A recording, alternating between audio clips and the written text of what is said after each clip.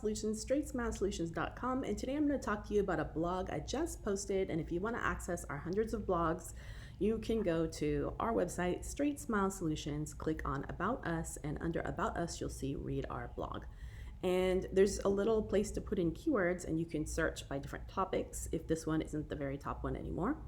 But today we're going to talk about protocols, and people are always asking for that secret sauce, that secret cut and paste thing that you put in your Invisalign comments section in your clinical preferences to make that case turn out just perfect. And guess what? I don't have one. I don't believe in them. I think they mess things up more than they benefit. And I think that they're a trick and a trap. And I think that you go to courses to get this secret little cut and paste protocol that you're only gonna get if you take our course. And guess what? I've undone so much damage from these little cut and paste things on cases like in real life. There's just no secret sauce that can fix every single patient. So I hate them. I tell doctors to take them out. And each patient should be looked at uniquely. Each patient is different, and you can't have a cut and paste secret sauce. It just doesn't work. Just my opinion. But in any case, so you won't be getting one of those from me because I don't do those. So let me tell you about our philosophy. We do have a philosophy. I mean, this is the philosophy. So, and if you work with me for a little while, you kind of get used to this philosophy. And you know what? You may come up with your own philosophy based on what you see and what works right in your hands and how you do things. This is my philosophy. It works for me. It works for lots of doctors. It may not work for you. So there's 8 points to our philosophy. And I got asked this today, so I was like, all right, I'll type it out. So first of all, we don't have some blurb that you cut and paste in your comment section of your Invisalign clinical preferences. I just said why. This never works. All it does is slow down your treatment planning and confuse the technicians.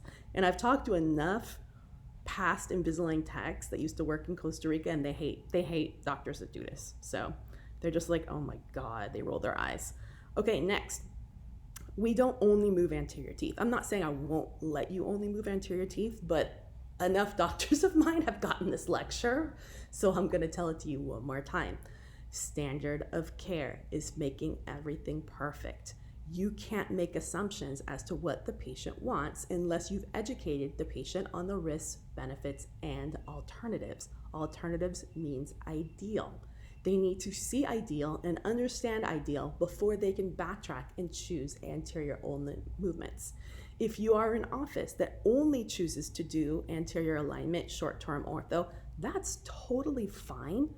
But for example, yesterday I was in a course that was taught by an attorney with my college, and it was a dental course, but the ortho whole anterior only short-term ortho kind of anterior ortho stuff came up, and he said, he goes, you can't do that. You have to give your patient options. You have to explain the options and ideal. And if you want to only do that in your practice, that's fine. But you need to disclose that, and every single patient needs to understand that this is what you choose to do in that office, but they do have a choice to go to an orthodontist to have ideal, and ideal might be better. And if you don't have the knowledge or the skills to explain and show ideal, you have to send them to ortho to have ideal explained. So this is where I recommend the doctors work up the ideal. It doesn't mean you have to do it. You can say, this is what ideal looks like. It's 40 aligners. You're going to have elastics. You're going to have your wisdom teeth out, blah, blah, blah, blah, blah. It's going to take a little longer, but I don't choose to offer this in my practice because it's a little more complicated than, I feel comfortable with. So you'll need to go to ortho to have this done. I'm just showing you so you can see it. You can totally do that, okay? But you can't just only show them anterior only movements. That's a mistake. So you could potentially get yourself in some hot water. And I've seen it done, and I've been involved in situations where I was the orthodontist that was the second opinion. And these general dentists got themselves in trouble with insurance, with the dental board. So I'm only gonna lecture you.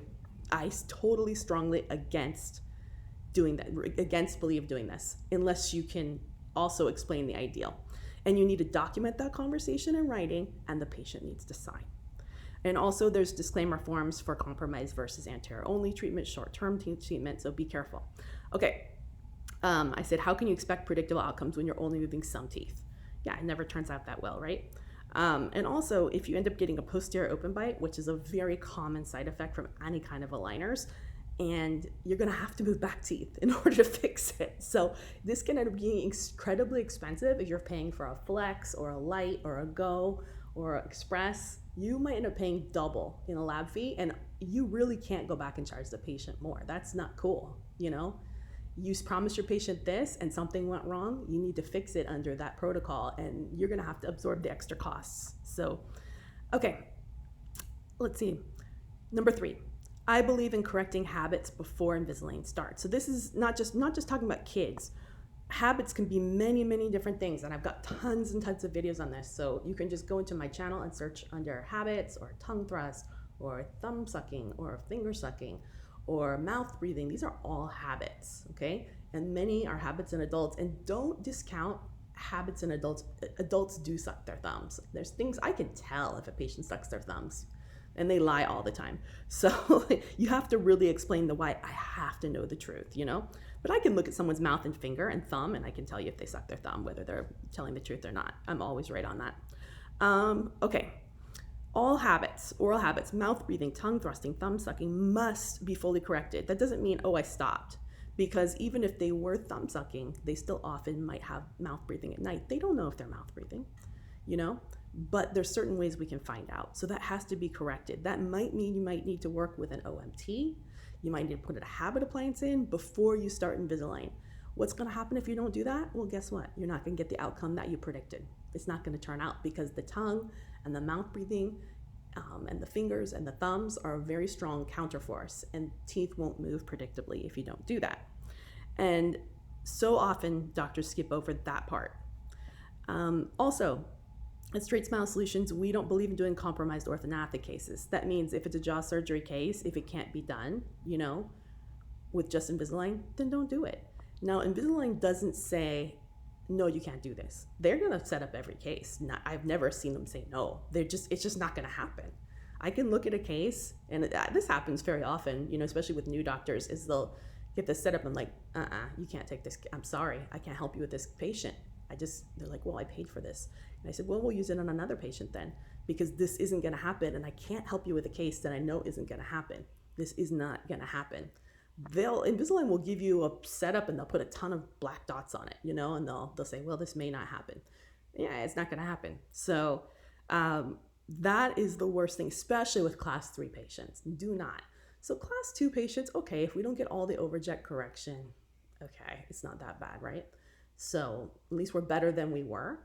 With class 3 patients, you could make them worse than they were functionally, the ability to eat, the ability to talk. So especially class 3 patients and open bite patients, that's an I don't take them. I don't help doctors with them. I reserve the right to decline a case if I look at it and I think it can't be done. What else?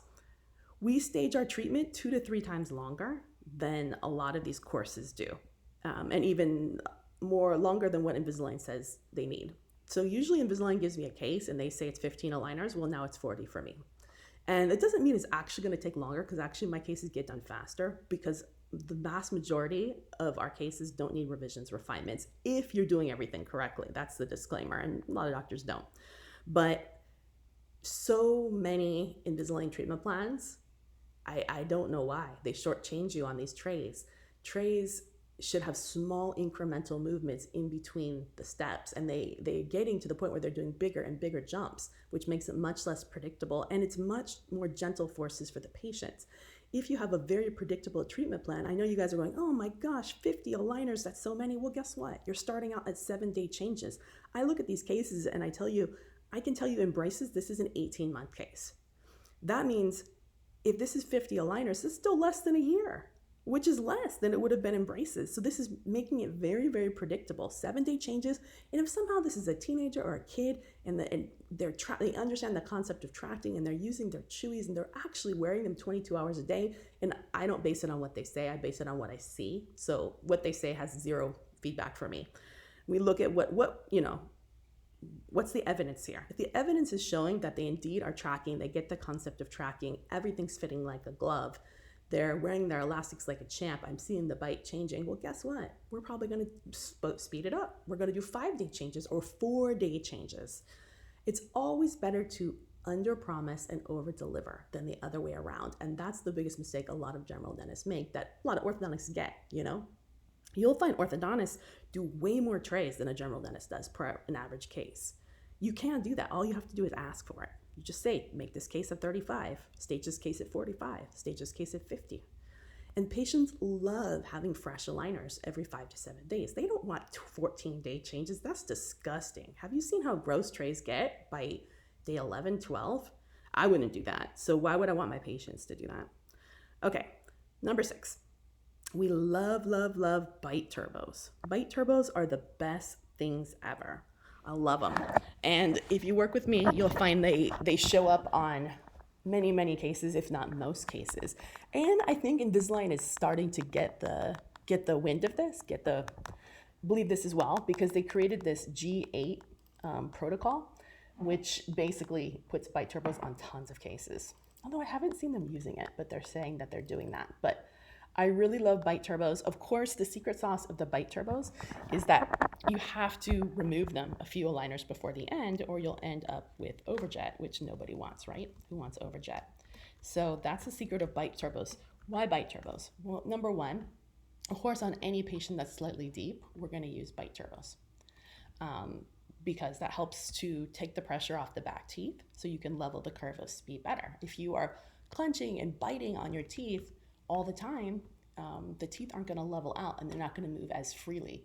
It also helps to take the pressure off the back teeth, so to fix crossbites better. If you are doing a dental crossbite, it's really, really helpful. So that's why I love them. In addition, there's things that you don't see that happens with the patient. And I've noticed that bite turbos really, really, really help when the patient is clenching or grinding. And grinding you can often tell looking at the teeth, but clenching you can't. And so often you'll do an aligner case and you'll develop this crazy iatrogenic posterior open bite, and you're like, where did this come from? I didn't start with one. Well, that's because your patient's clenching or grinding. And what it's doing is intruding the back teeth. So if you have bite turbos on, that can't happen. So that's why I love bite turbos. So majority of the patients I work on get bite turbos, but we take them off before the end. They're not on the whole time, maybe like 2/3 of the time. And of course, if the bite starts to open up in the front, then we take them off earlier. So, okay, number 7 is kind of cut off here. So I'm going to tell you verbally what they are. Oh, we already went over this. We believe in weekly changes, but also virtual tracking for an accountability loop. So virtual tracking, you can use the virtual tracking resources within Invisalign if you're using Invisalign. However, they make you buy these $10 retractors per patient. That gets kind of expensive. You don't have to do that. There's tons of virtual tracking software programs that are out there that have popped up. I mean, there's like GP Ortho tracking, dental monitoring, Align Flow. There's a bunch of new ones that showed up. Use whatever one you want. I mean, yes, it might cost you a little bit more. You can theoretically create your own within your office, but it has to be HIPAA compliant. And email and texting is not HIPAA compliant. So you need a way to get the data from your patient every week before they change the aligner to indeed verify that they are indeed tracking. And then you give them the thumbs up to change their aligners.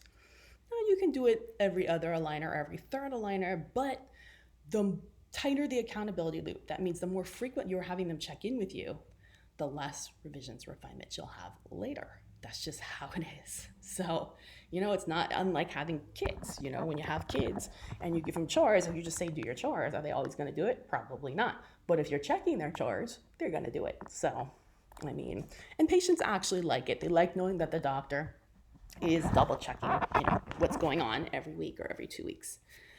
And then lastly, it's also cut off phase 1 in habits. Well, we talked about habits, but phase 1, we believe in early treatment for growth modification. You're going to get a much better outcome if you correct that overjet or that crossbite like we talked about before. If you do it in a phase 1 treatment when they're early and they're growing, than if you try to do it with elastics or whatever later as an adult in Invisalign. So the more early treatment you can do to correct the hard stuff, the easier the Invisalign case is later. All right, hopefully that was helpful. Thanks so much.